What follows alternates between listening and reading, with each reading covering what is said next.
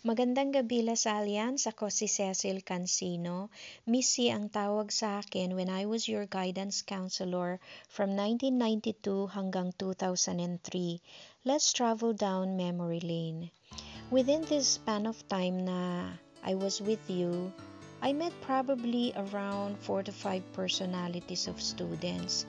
May kimi, shy, tahimik, meron ding nerdy, sub-sub sa aral, meron ding mga assertive ang dating at di mo sila pwedeng ilagay sa sulok. Siyempre, di pa huhuli ang mga gifted, magaling mag-basketball, magaling mag-gitara sa banda, remember yung Battle of the Bands, at mga elocution and quiz bee. Lastly, ang mga born leaders, mga kapitan dyan mula grade 1 hanggang gumraduate. And I'm very proud to see how far you've gone mula ng mga panahon na magkakasama tayo sa peer counselors at saka sa career exploration. Maalala nyo yon? So, congratulations, you have made LSCA proud of you. Alumni homecoming such as this is a perfect time to celebrate common ground so that we can stay connected.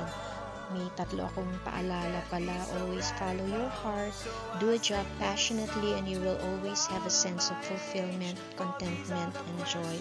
And lastly, let God be in control, seek for His will, and anchor your life on God's promise because He will never forsake you.